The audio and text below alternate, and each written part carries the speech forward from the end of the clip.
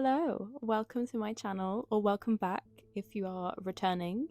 Thank you for returning. It's been a very long time since I posted anything, so I appreciate you returning. If you are new here, hello, my name is Daisy, and I want to say I post vintage and witchy content, but like I haven't posted in like 4 or 5 months now, so. But when I do post, it is witchy, it is vintage, it is fun. This year I have made it one of my goals to, I don't know, be more active on my YouTube channel because I've taken so many like social media breaks, and YouTube is always the one place that I like love coming back to. I love watching my own videos, as vain as that sounds. I love what I create, and so I want to create more.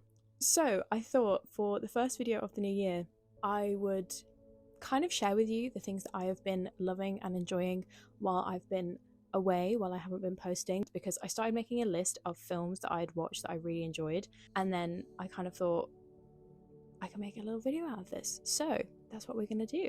So today I have 4 categories of like favorites and things to share with you. The first is films, then we have books, music, and creators. We're going to talk about films. We're going to talk about movies. From the months of September to January, I have been looking for, I don't even know how to say it, because like not horror films, but like gothic films that have that like gothic fashion, gothic look, like vintage Victorian gothic is kind of the 3 main keywords that are coming to my brain. I've been looking for films that have that vibe because I love it. Pretty much the first film that was recommended when I searched like vintage Victorian gothic was Crimson Peak. I'm a very big fan of Mia Wasikowska, and I'm a very big fan of Tom Hiddleston, so I thought, why not? So I put it on one night for me and my partner, and let me tell you, I was not expecting to enjoy it that much. I was not expecting, first of all, the storyline. I had no idea what to expect from the storyline. The fashion, first of all, let's talk about Mia Wasikowska's clothes. It was just so good. If you're looking for that like gothic Victoriana kind of like film, highly recommend. I highly recommend it. It was so good. The next film I watched over Halloween, and it was so perfect, so good. I love a vintage horror movie. I love like a Hammer horror from the 60s and 70s horror films. I think they're so like camp. And this film, I fell in love with it. I watched it like 3 times in the space of a week. I showed it to 3 different people. This is The Vampire Lovers. It came out in 1970, and this is an adaptation of the book Carmilla, which is one of my favorite books I've ever read. Carmilla was written in 1872, and it predated any kind of vampire like Dracula novel. Like, this is considered the original Dracula. Yes, it is lesbian vampires. And this 1970s version is called The Vampire Lovers, and the main vampire's name is not Carmilla, it's Marcilla, so it's kind of, that. But it is an incredible adaptation of this book. It's so good. Again, the costuming and the set is really good, and you kind of forget that you're watching a film from the 70s because it's so well told. Like, the story is really good. It's really quite easy to follow, and it's just really good for that gothic vampire sapphic romance. It's great. These are in order of like how I watched them over the Halloween kind of months. So the next film that I watched is Poor Things. Me and my partner watched this one night when we had the house to ourselves. I fell in love. He was a little bit creeped out. Visuals mean quite a lot to me when I'm watching a film. If I don't like the way it looks visually, if I'm not drawn in by the sets and the costumes, I'm probably not going to remember it, which I think is like for most people. But particularly I love set design and costume design because I think it really tells most of the story without you having to like know the story. And Poor Things immediately caught me. Emma Stone's acting choices and the way she behaved was incredible. I connected to it in a way of like becoming a woman kind of thing and discovering the world as a woman, as an autistic woman. I really like resonated with her, and I she's probably not supposed to be autistic. I think she's literally supposed to be like a child brain, she's not meant to be autistic, I don't think. I've not really looked into it. As an autistic person, I really connected with her. There was a few moments when she said things and like questions that she asked and the way that she held herself and interacted with other people. I was like, I love it. It was so good. It was so good. The sleeves on her costumes were 10 out of 10. The length of her hair, I loved it. Just everything about this film, the visuals were so good, and the way that she progressed as a character, amazing. 10 out of 10. Love that film. Would watch it again. Probably will watch it again. So, like I say, I was watching these movies over the course of Halloween, spooky season, and I was kind of on a bit of a vampire kick. So I finally watched the entirety of the 1992 Bram Stoker's Dracula. I'd seen the beginning half of this before and got lost and confused and turned it off. I gave it another go, and I can see why it is considered one of the best Dracula adaptations ever, because this was so good. Again, costume and set design were really important in this film.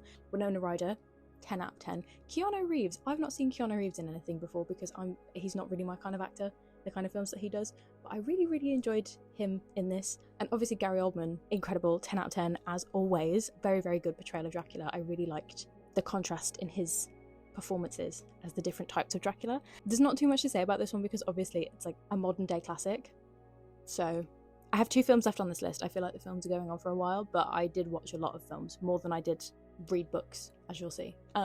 So the next film that I watched was one that I found on TikTok. I saw like an edit of this film and I was like, well, I've never seen this film before. This looks incredible. So I went and like trawled the comments and found the name of the film.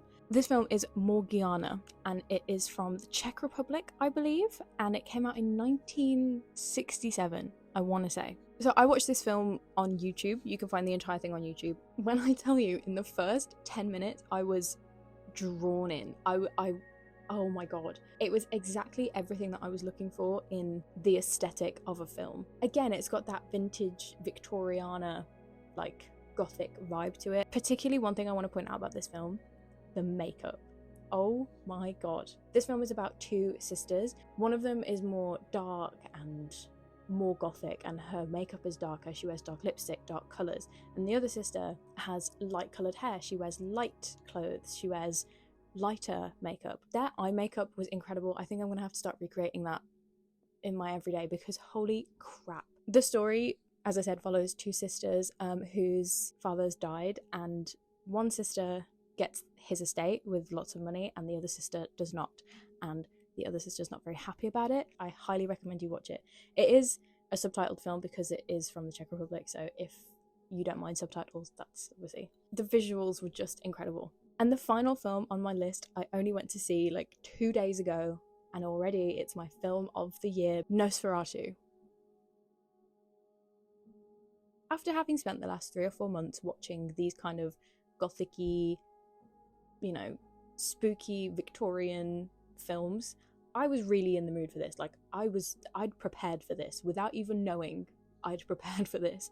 I watched the 1979 Nosferatu film a few weeks ago. It didn't make my list because I didn't think it was incredible. It was good, but it wasn't incredible. So I kind of had like the gist of Nosferatu, and of course, obviously Nosferatu is just a illegal rip-off of Dracula, so it's kind of pretty much the same story. If you've seen Dracula, you kind of know what's going on in Nosferatu, but I wasn't prepared for how good this film would be. It was incredible. Me and my boyfriend went to see it in the cinema on January 1st, the day it came out. It was 5 stars, 10 out of 10. I really enjoyed it. Again, the costuming was incredible, the set design, the colour grading, everything was a 10 out of 10 for me. This was an incredible movie. Bill Skarsgård as Count Orlok was terrifying, but in the best way. I loved his design as a vampire. I've watched a lot of vampire films and I've never seen a vampire like that. The way they introduced him into the film, the way he came onto the screen for the first time was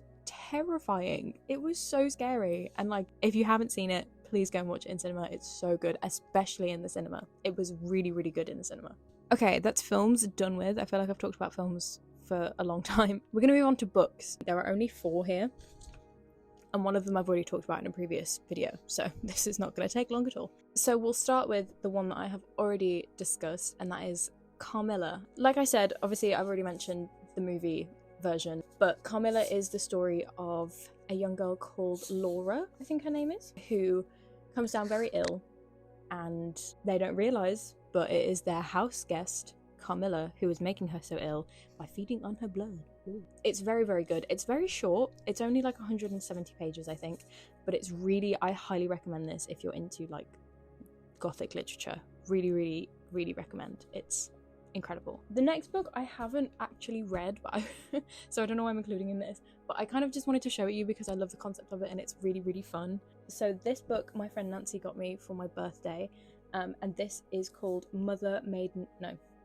Mother Crone, and it is by Joanne Harris. Look at this book. There are illustrations throughout this book that are absolutely incredible. This is a book of short stories, which is really fun because sometimes I can't sit through a full book. It takes me a long time to get through a book. But the fact that there's illustrations in this that are so stunning and that it's all like short folklore-y stories, like look at this. I wanted to give it a little mention because I think it's beautiful, and I highly recommend if you're looking for some like folklore, eerie but also beautiful short stories. The next book I got for Christmas, and it's not really like a reading book, but it's a book that I wanted to share with you because look at this. This is the official Rosenberg grimoire. Now, if you're a Buffy fan, this will pique your interest. Willow from Buffy, it's her grimoire, which I think is so fun. So it's basically written as if you are reading Willow's literal actual grimoire, which is so fun. And as you go through the book, it kind of goes through the seasons in order, obviously. There's also things like, you know, actual grimoire things like the Wheel of the Year. There's also like diary entries that correspond with episodes and things, so it's like as if Willow is writing in her grimoire diary. It's really good. This is one of my favorites. This is tabula rasa. I don't know how to say it, but it's the episode where everybody loses their memory, and this is the spell from that episode. And I think it looks cool because you can't tell that it's Buffy like merchandise. I love it. I absolutely love this, and part of me wants to try out some of these spells, but also part of me knows that if they are real, they're quite scary, and if they're not real, then I'm just gonna look like a dumbass, you know what I mean? So, and the final book in this section is my current read, actually, and I wanted to include it because, again, the vibes, it's giving that gothic, Victorian vibe, and that is Bluebeard's Castle by Anna Biller. If you didn't know, Anna Biller is the woman that wrote and directed The Love Witch, which is one of my favourite movies of all time, obviously. Could you not tell? I love The Love Witch. This is her first novel, and I'm not gonna lie, it's taken me a while to get through it. I started it a while ago and I'm not that far through. The main character is basically this writer who has never had much love and affection from her family or from men or anything, and then all of a sudden this gorgeous, handsome stranger whisks her off her feet and takes her away to this castle, and it marries her and says he loves her and would do anything for her, and that all happens in the first like 20 pages, and so it's very quick. And I'm not used to books that move that quickly. Meant to be like that. Like, it's meant to make you feel like this is all moving really quickly, because it's kind of like that toxic husband trait. Like, I think the way this is going to pan out is that he's got some like really deep, dark secret. So I think it's supposed to feel really quick and fast-paced, and it's supposed to feel like an old movie kind of thing. I am enjoying it. I'm enjoying the visuals that I get from this book. Like, it is very good. I just need to finish it. I need to get further through it, but yes, I highly recommend, especially if you like The Love Witch. Next, we're going to talk about music. I've been listening to a couple of new artists for me that I am absolutely loving, and I've realised that I enjoy listening to female artists more than male artists. Would you believe? Who would have guessed? Not me. So the first band that I have found that I am obsessed with is a band called Coven. They create this very gorgeous, like, witchy atmosphere. They're, like I say, 60s, witchy, what more could you want? So my favourite album, and the first album that I found from them, is Witchcraft Destroys Minds and Reaps Souls, which tells you everything you need to know, really, about them as a band. And my favourite song on this album is The White Witch of Rose Hall. All of these songs tell stories about like witches and covens and things, which is so fun. Then I discovered their second album, which came out in 1974, called Blood on the Snow, and this one is so good. This is, I would say, better than their first album, but in a completely different way. Like, the vibes are completely different. This one is more like, I want to say a bit Fleetwood Mac-y, but not like, it's kind of like if Fleetwood Mac had stayed how they had before Stevie joined, but with Stevie in it. Do you know what I mean? Like, it's really good. I don't know why my microphone cut out there. I'm very sorry. It's okay. We continue. The next artist I've been listening to religiously is Buffy St. Marie, particularly the album Illuminations. 10 out of 10, top tier. My two favourite songs on this album are God It's Alive, Magic Is Afoot, which is the opening song, which is so good and so eerie and like just amazing. And my second favourite is He's the Keeper of the Fire, which is so fun, and I really want to do it with my band. I'm really hoping that we can pull it off because it's so I don't know, it's just so cool. I can't even explain why I like it so much. It's just really, really good. The next artist that I have been consuming a lot of is Kate Bush, particularly her album Symphony in Blue. This is the album with Hammer Horror on. As you can imagine, I discovered this album through this song because my other favourite track on this album is Symphony in Blue. It's just really good. I've never really been a Kate Bush girl before, but I have been missing out, and I opened myself up to more Kate Bush. I'm really enjoying it. I think she's incredible. I really, really do. She gives the vibes. She gives witch vibes, you know? As you can tell from this video, everything that I like to consume is like witchy, gothic, vampire, vintage core, you know? And the final artist that I have been listening to a lot recently is Paris Paloma. I recently downloaded her album. This woman, she knows how to write a song. She knows how to write a song. She knows how to tell a story. Let me tell you that. My favourite songs on her album are Boys, Bugs, Men and The Last Woman on Earth. Boys, Bugs, Men is incredible. It's kind of the story of boys realising that they have more power over women. The Last Woman on Earth is basically her saying, when I die, leave me in the woods for the bears, because I would rather be eaten by bears than taken advantage of in death by disgusting men, kind of thing. And it's so sad, but so beautifully written. And the final section that I wanted to talk about is creators. I only have 2 creators on here, but I've just been really, really enjoying their content lately. I just wanted to talk about my 2 current favourite creators because I want more creators like this. And if you can find me more creators like this, please do, because I'm 100% on the train for this. My first favourite is actually a friend of mine. Her name is Helena, but her Instagram is Ditzy Floral. She is another level. I met her a couple of years ago.